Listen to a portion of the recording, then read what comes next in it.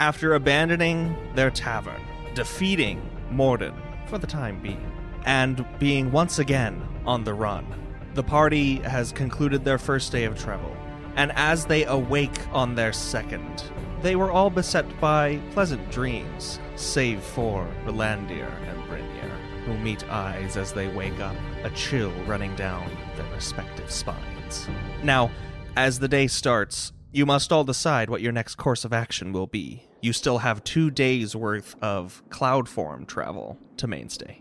Waking up in this shocked state, Rolandir making eye contact with Brynjar, his eyes shift quickly down to Brynjar's neck.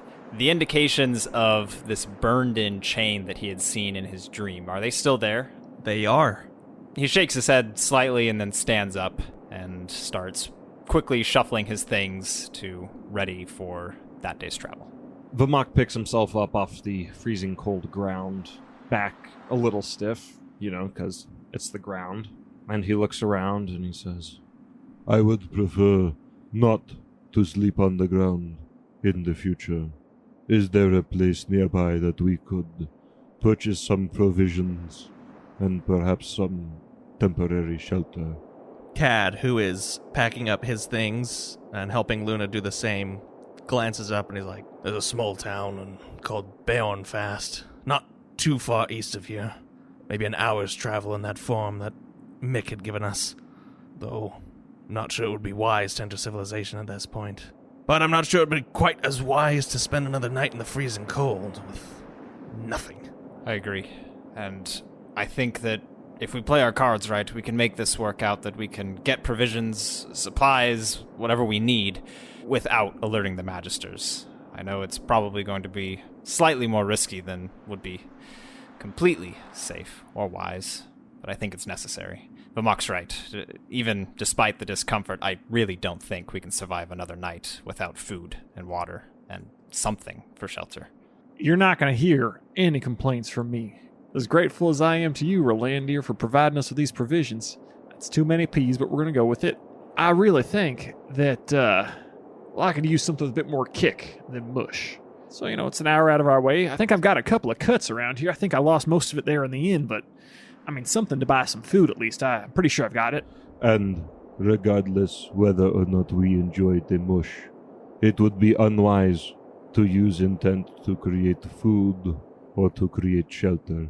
It would draw too much attention to us. The Magisters would be upon us very quickly.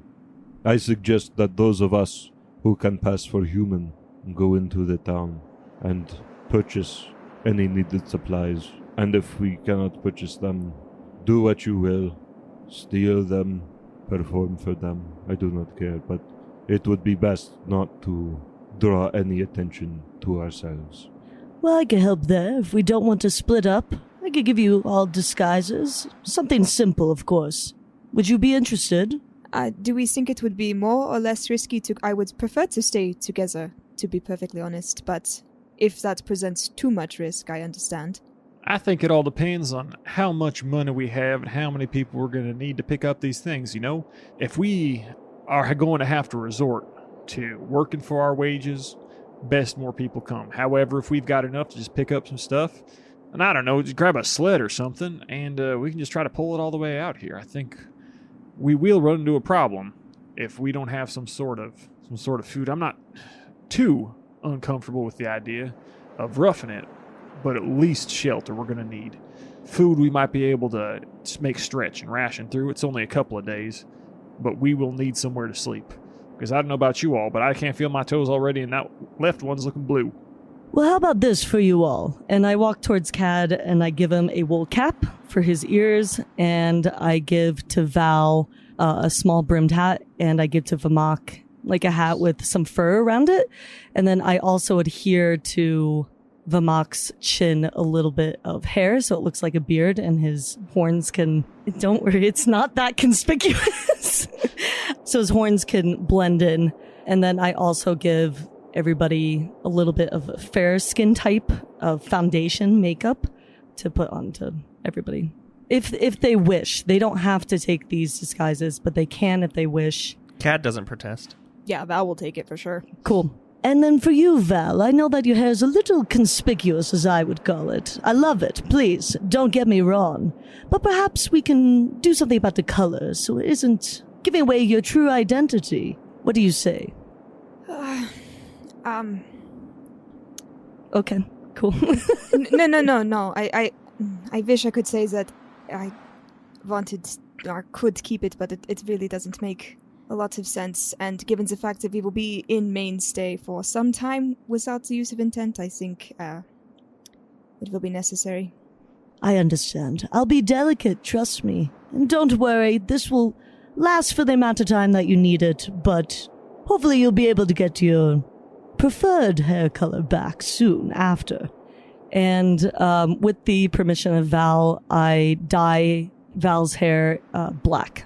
With these disguises out of the way and everyone ready for the most part, Cad looks again to Mick and says, "Well, if you want to cast that spell, we might as well be on our way. All right. I can lead us to Beornfast, and we can set down a little ways outward from the perimeter of the town, then work our way inward." All right then. I pop a light before I cast Windwalk, and as soon as I cast it, you can see from your toes up to your head, you start to take on a cloud form, and we take off. And Bartholomew's cloud takes the form of a flying dwarf, arms outstretched. T-posing dwarf. You have a flying speed of 300 feet, and so in the space of an hour, you just zip across these snowy lands, and you do see the town of Beornfast in the distance begin to take shape. That's when the cloud that is Cad kind of motions for everyone to start descending. Does everyone follow him? Yes. Yeah. Yep. As you touch down, it takes the minute for everyone to change back into your corporeal forms, and you still have the effects of Windwalk active for another 7 hours. So you can change into that cloud form whenever you wish. As you touch down at the edge of the town, or on the outskirts of the town, Cad looks around and he says, "Now it might be wise to actually split up while we're going in. Such a large group as this may attract attention. I'm thinking maybe someone could stay here with the bulk of our current supplies and provisions, and then we have 2 groups go in. Perhaps one can find shelter and the other can get rations and whatnot." I think that sounds good. If we run into trouble, which among us who is not human is the best at lying?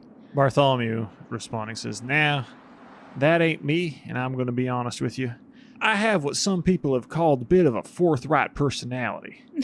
I had noticed. And beyond the mere fact that I will not in fact fight anyone, I think I would make an excellent securer of our goods for now. That in addition to the fact that it might be difficult for me to be disguised in a way that would not be at least slightly apparent. I don't know if you know, but I am what could be called a little short for a human of these lands." Bartholomew, I would think that your forthright personality would make you more of an asset in haggling and bargaining. I will stay with the supplies. I am feeling rather contemplative. Besides, there should be no reason to lie. That seems like a good point, because I think it might be easier to hide a short man than a giant vulture. So, you make a persuasive argument, Vamahk. I respect that. Then it is settled. You all can go into town. I will ensure that nobody comes upon our supplies. Cad gives a nod. Luna says, "I don't have a problem with that." Fine by me as well. If there's anything that goes awry, and he says, turning back to Vamahk, we'll be counting on you to make sure that this, he says, motioning to what little provisions they have, gets taken along with wherever we go. Hopefully it does not come to that, but we should not scramble in a moment of uncertainty. We need to stay composed. Do not worry. I can look after things here. And if trouble should arise, I still have a few tricks from the old world which I can employ. Very good. Then, he says, turning to Brynir and Luna, shall we? With the plan in place, the first group, Brynir, Luna, and Rolandir, set off. As you reach Beornfast, it's only about a 2 to 5 minute walk from where you set down. You first see a large expanse of this snowy forest that has been cleared away, and a large ring of palisades that then come up and meet a wall that's about 30 feet high, though it is mostly made of thin timbers and rotted planks. It's obviously not in good repair. A single guardsman gives you a nod as you walk through the open gate. Gives you kind of a once-over, doesn't really pay much mind after that, and the three of you walk into Beornfast unhindered. A few minutes later, the group of four, Cad, Mick, Barty, and Val, likewise enter. And at this point, the guard has actually dozed off, leaning up against one of these wet beams of wood. Now, the town itself is not as dilapidated, perhaps, as its defenses. The middle square is, I wouldn't say bustling, but there is activity. Maybe a dozen or 24 folk going from stall to stall, looking for whatever produce and provisions they can get, especially at this time of year and in this season. There are a couple inns on the border of this main plaza, and a couple trade shops as well. Outside of that, most of the town seems residential. Taking in these things, Rolander's going to try to lead the group towards the nearest shop that he can see, or shack, or whatever that would look like it would have something of warm clothes, winter gear, and the like. Yeah, it's not hard to find. There are a few tailors, and after peeking in one or two that don't seem to have what you need right in their front displays, you chance upon a third that is more in the way of survival outfittings, large, burly cloaks, and what have you. Entering the store, it's a warm environment. There are candles burning, and just how packed this place is with big rolls of furs and cloaks and knapsacks. It's pretty hot in here. Nasty weather out there, isn't it? I'd say so myself. We have, a couple needs. We are on the road, traveling, still a few days left, and, well, your wares would be much appreciated. What say we get? And he kind of turns to the others. Oh, I don't know, 2-3 cloaks each, for good measure? 2-3 cloaks each? That's quite a bit. I mean, if you have the means to pay for it, I won't stand in your way. But I want to make sure everyone's getting a fair deal of things. That's not my sort to take advantage of, fine folk such as yourselves. Of course not. Of course not. And thank you. We definitely appreciate your business here. And Relander kind of goes over and starts perusing some of the various cloaks and equipment there. What would we be looking at for the outfitting of, these cloaks? I'd probably say some of these sacks, and definitely some better shoes. Probably some thick boots. Well, the shoes are going to run you up to a peg, I'd say, depending on the fitting and the material. Well, if it comes to the cloaks, it depends on exactly what you're looking for, lad. What kind of material would you wish? I've got furs and wools, and if it befits you, ones of skins or leather, and those'll be a little on the lesser side of things, but won't keep you quite as warm. Well, what do you think? Relander says, turning to Brynjar and Luna. What would best suit our purposes here? We need something warm. Luna actually already has, a fur cloak, draped over her and is, examining the shoulders and admiring it. She's like, what? Ah, see, she's already found one. A fine taste for fur. Probably best, honestly. We're not going to have much shelter otherwise, unless you can recommend something that is in the way of shelter making, whether it's larger pieces of fabric and material that keep the various elements off of us. Aye, such things I could muster up. I'd have to go into the back for a bit and scrounge something together. Custom order and such. Might cost you a pretty penny. Well, nothing too fancy, of course. Just something a bit larger than a simple cloak, to keep us under shelter, of course. Aye, but weren't you needing some kind of support or whatnot? I suppose so. I have the makings for tents and such, but as I said, it's not in my normal repertoire, and I have to scrounge something up from the back. If you wouldn't mind waiting just a spell. No, of course not. Happy to at least hear you out on what you have. Of course, me masters, and in the meantime, why don't you peruse the shop a bit and select some cloaks and sacks to your liking? Very well. Now, back outside the shop, the other group, they are entering the town and seeing the many vendors and their wares. There are quite a few that are selling foodstuffs. Nothing really fresh, though, especially not at this time of year. There are some berries and such when it comes to fruits, but in terms of vegetables, it's definitely on the scarce side of things. I guess Barty is really just tying us short because he never applied his minor illusion like a dum-dum. So, walking through the area, he goes to the nearest vendor that seems to have a large amount of pickled goods. He's looking for things in barrels. And on the approach, he just says, "Now, you look like just the person I'm looking for. I just have one question for you. Are you ready to make some money?" I'm always in that service, mister. You, sir, are a man after my own heart. I'm going to tell you exactly what I need. I'm going to need some baobab fruit, manioc, mixed spice, some whey bread, cabbage, any sort of pickles you have, though I do prefer the pepins pickled, about 6 racks of rib, and a side of beef. Can you do that for me? Well, mister, I can whip up a few of those things, but I'm going to have to be honest with you. That's not all in my store. I assure you I can get a few of them, especially on the produce side. But I might want to recommend you over to me brother, who's just across the way, and he'll sell you any kind of salted meats and parks you can feast your eyes on, and your bellies. Sure, that sounds like that's a man that I like. Someone who not only knows what he is good at, but when to hand over the torch to someone else. It would be an absolute pleasure to be able to shop at your brother's store. And, Yes, I'll just send him to tell him Dougal sent you, and he'll give you a right fine discount. Oh, Dougal. Okay, Dougal. And that's a fine name. My name is Bartholomew, Dougal. Really a pleasure to make your acquaintance. So what of those things, what could you get for me? What can I put you down for? As I said, I think the produce and such I can deal you for.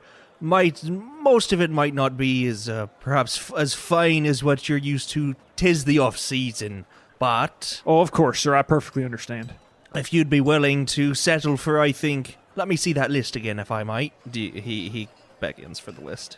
Bartholomew hands it over. He goes down the list and he's like, I can make it. He yells over to a stall actually next to him. He's like, Martha! Yeah, could you come here a second? And this stocky woman comes over from a stall nearby. And he's like, this here, could you grab me one of them? She gives him a nod and then heads back to her stall. And he says, yeah, I can get you all this here, minus what nuts, the meats and such. If you're willing to settle for... Oh, bloim. I'd call it 2 pegs. Yeah, 2 pegs, 2 caps, and a cut. And Bartholomew gets this real serious look in his eyes, and he says, 2 pegs, a cap, and a cut. And I'll tell you what, now that sounds mighty reasonable. However, I do feel like this is a bulk order. I'm not sure if you noticed the sizes there. So how about we do this? 2 pegs, a cap, and a cut. But beyond those mixed spices, I can also get as fresh as you have. Understand that it's the off-season. But some nice scallions or maybe some green onions, just to give it a little pizzazz. Dried if you have them. Though I'd prefer fresh, understand the time of year. Why don't you roll persuasion? So I got a 13. He kind of narrows his eyes at you and is like, I can spare a few of these older green onions here. They might not have their flavor and they're a bit wilty, but if I'm going to toss them anyway... You, sir, I appreciate it. I really do. The wilty is what gives it the great stew texture. You read my mind, sir. I really appreciate that. But a deal is done, and he hands over the money. All right, and that was definitely a majority of your collective cash. Cad, looking around, is like, why don't we go settle with this other meat dealer real quick, too? Make our way out of here before things get, too expensive. We're already dropping a lot of what we have. Bartholomew says, yeah, well, you bring a good point there, Cad, but let's do it. You're going to want it. I tell you what I can whip up with these bad boys. You'll wish you had never been... Wish I'd never been born. What I can whip up with these bad boys, you're going to be happy that you happened to reincarnate after your poor and unfortunate death. What?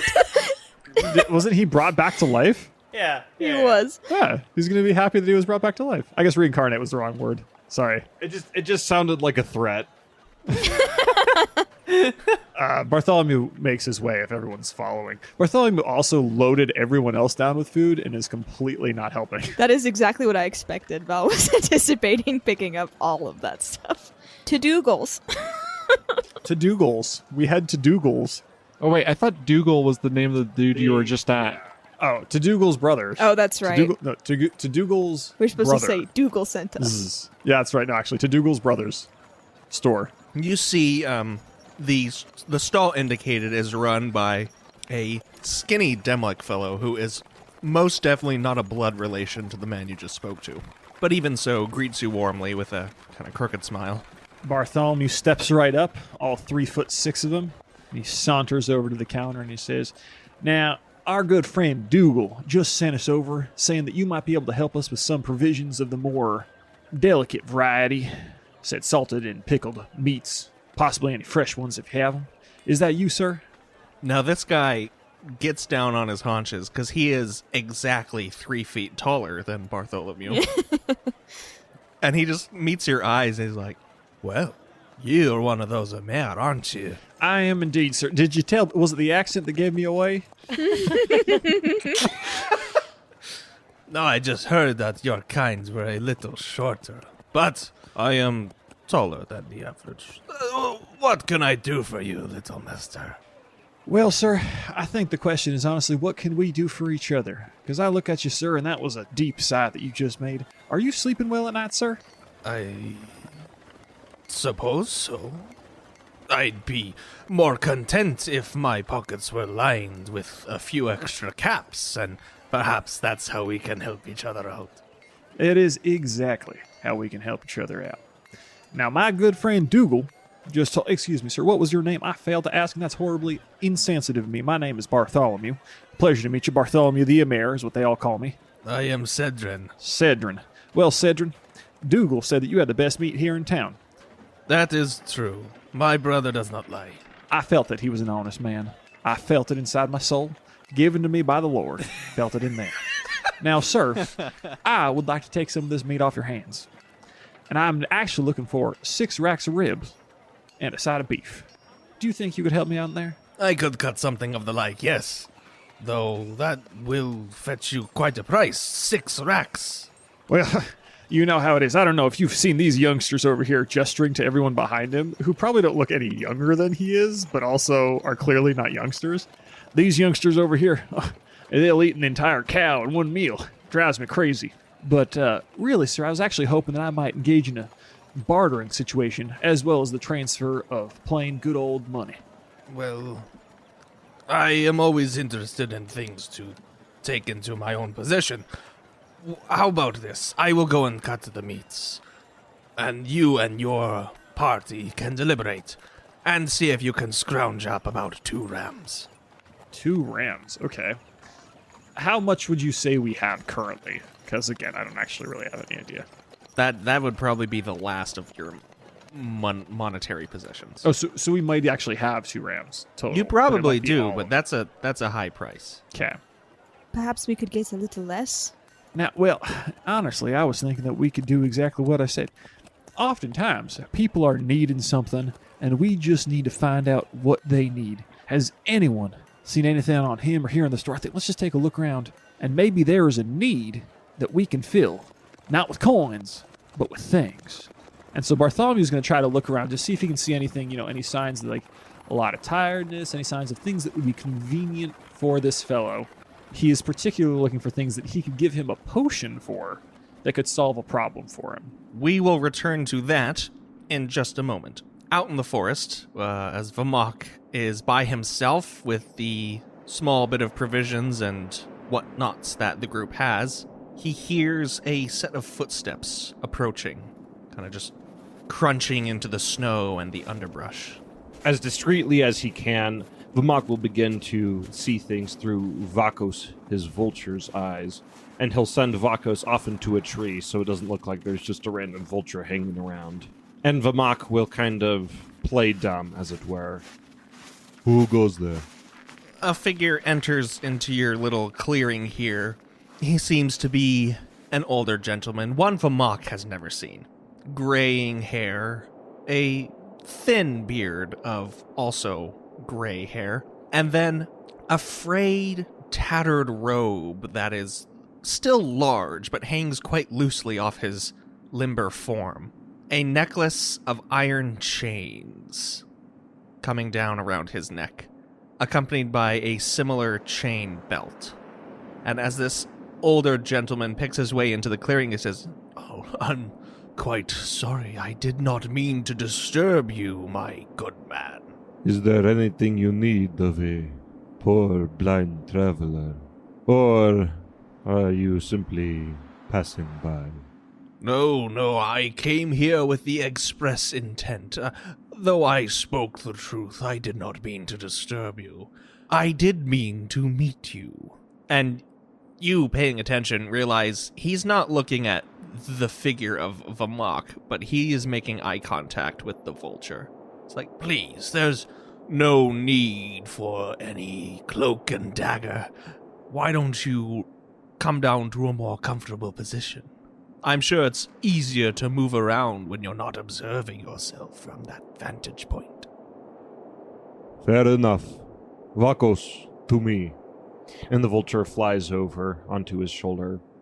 And then Vamahk stands up and walks towards the figure. You seem to know a thing or two about me. You have me at a disadvantage. I know a thing or two about most people. You are Vamahk Nugalanathi. Or rather, perhaps, if you no longer think of yourself in that way, you were. What you are now, and he gives you a once-over, is not this man I see before me. and he reaches out and kind of just thumbs the little hairs that Mick had glued onto your chin. No. You see, your group that you travel with was, for a short while, in my employ. I had tried to recruit them once or twice before, and kept tabs on them, and I was foiled in those regards. You may call me the Wanderer. Very well, Wanderer. What is your business with me, then? It is very simple, Vamahk. I wish to know your intentions. Though I am at a disadvantage when it comes to knowing the things of your minds and your hearts, ever since your group has strayed from their given course. Their original intention, or at least mission from myself, was to locate you, and they did so admirably. But, you see, there are things stirring in the world, Vamahk. There are people who want to keep their power, and there are those who would see us all crushed underfoot. Do you know of whom I speak? I cannot say that I do. There are many who would seek to exercise their power and dominion over others. But perhaps you speak of the Ethereals. I knew you had a wit about you. A shame we had never met previously. Tell me, Vamahk, do you think this world would be any better with the gods or without them? With the gods, without the gods. It is hard to say. They hold a great power, but perhaps that is the reason why so many fear them, so many worship them. They do not want to be crushed underfoot. Perhaps that is the reason. Though what makes a god into a god? Is it simply this worship, this reverence? Or is it this power they hold? Are you yourself not in control of the exact same forces? Are you not a god then? It is not the nature of the power, but the magnitude of it. It is true, I can wield intent the same way the gods do, but to a much lesser extent. I believe that worship has nothing to do with it.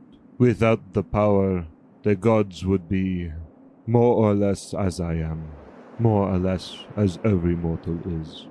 And is that end desirable for you? One of these ethereals, Tentaver, he forced his will upon me, and I took it in exchange for power. And now my only desire is the betterment of Egadon. It is to see its people prosper. And after having traveled and interacted with gods and men, I believe the world would be better without essence, without intent. Simply let people do as they will, rather than being coerced by those who have more power. Getting rid of intent would not solve all the world's problems. There would still be those who exercise dominion over those weaker than them. But without the power to shape the world as they see fit, it would be easier to overthrow such despots. In short, yes, it would be desirable to see intent gone from this world. You are an interesting character indeed, Vamahk. I believe our goals are similar, very similar. And I think it would be wise for us to meet again in the future. I'm sorry, but I do not wish to hold this charade for much longer. And he takes off this robe, and beneath is his body, which is very similar to... Vamahk hasn't seen this, but for the others' sake, is what the Winged were like when you were in the domains of the Valors, of the Virtues. Kind of a strange, muscly form, muscles where they shouldn't properly be. And then he whirls his hand around, and the grass and snow and dirt at your feet coalesces into this dark robe that then falls across his form as everything where he stands upon dies. And he says, "Much better. I told you, Vamahk, that we would meet as you peered into the void. Yes, I am the Wanderer, but I go by many names. I am known, as I'm sure you already know, as Heir. This meeting will be the first of many, and I would advise you to keep them secret from the rest of your companions, lest something terrible befall you. Am I clear?" Very well. I say our goals are similar, but they are not yet aligned. Carry on in your course. Track down these aspects, and when you have vanquished the last of them, we will speak again. And then he's just there, standing still, frozen in time and space, and the next time you blink, he's gone. No trace that he was ever there to begin with. Most peculiar, Vakos. Most peculiar. Back in the city of Beornfast, Cedrin gives a large wrappings full of meats and these racks of ribs and cuts over to Bartholomew, just as in this provisions and survival shop across the way, the shopkeeper returns with a rolled-up tent, some travel bags, and then the different cloaks that you all have picked out. Inside the shop, he says, "Right, masters, I think it's time we settled then. What think you would fetch a fair price for this assortment?" Well, as you rightly said, these are of high standard materials. Certainly will do their job. Rolandir, kind of during the break and also into now, he'd been looking at these just for any additional wear and tear than one might hope to get on new clothing, and he's, looking for something that he can use to kind of barter a lower price. Do perception. Or no, do investigation for me. They're flawless. In fact, they're worth more than he estimated. You can't, in good conscience, pay less. All right, that's an 18 investigation check. You've had some time to go through the cloaks, and you can select the ones in the store that you can find the most fault with and perhaps haggle him down. And in doing so, he lowers his price, and his final ask is a silver ram for the lot of it. I admit. Sounds good to me. And then Brynir hands him a silver ram. Brynir does not want to shop anymore. Well, you heard the man. And Rolandir goes to start picking it up. With your new wares, you exit the shop just as a deal is being struck in the market square between Bartholomew and Cedrin. Has Bartholomew noticed anything, even on his walk out? Is there any limp, a little heavy? Is he favoring one side or the other? Has he noticed anything at all that he can try to finagle into a bit more? Cedrin seems like a perfectly fit and capable Demlik man, though he is a bit lithe, as I said. Upon seeing these two wrapped packages set down, Bartholomew looks at him and says, "Now, sir, after counting in our assorted wealth, we have in fact found that we do not have 2 rams. But I can offer you something even more powerful than a ram. Have you ever wanted the ability to control your dreams, sir? Not only to sleep, but to be able to fly to be the king of the world, to feel, really understand what it would be, not live here, but to really know what it would be like to live in the bustling streets of Bastion. The Duke, on all of your ducal business. I'd like to offer you that, sir, and I don't make this offer lightly. It's a great power that I deliver into your hands. I'm going to need you to make a deception check and a performance check. I will accept the performance, but I will not. I guess I'm lying about how much we have. Dang it. Exactly. Stink. Okay, I got a non-natural 20 on the deception. And the performance? And a 19 on the performance. Hey! I will take that. Cedrin kind of strokes his chin. He's like, that is interesting. Perhaps I could part with these meats for 1 silver ram. And this power you speak of. But please, be quieter about it. The folk here are superstitious. I understand, sir. That is my apologies. But here. And he pulls out one of his vials, and he says, take just a sip of this each night as you go to sleep, and you will have this power that I speak of. Now, a bonus, as I will not be back in these parts, is that you get to keep the vial. And I don't know if you know this. These glass vials are very hard to come by. This was hand blown by a master. You ever heard of the city of Gilgaraneth? No. Well, it's truly unfortunate, sir.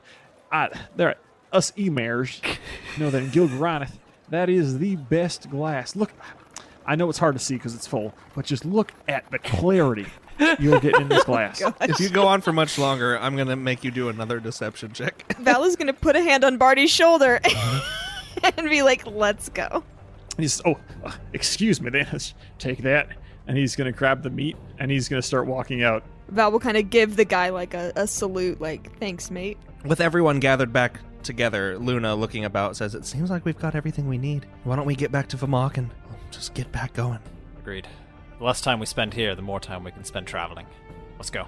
It's a short walk out of the town. The guard gives you another lazy nod as you leave, your bags full of food and shelter. And when you return to Vamahk and resume your Windwalk spell, the rest of the day carries on uneventfully. And when you come to the end of your time, as the sun sets once more, you enjoy a hearty meal and a good night's sleep.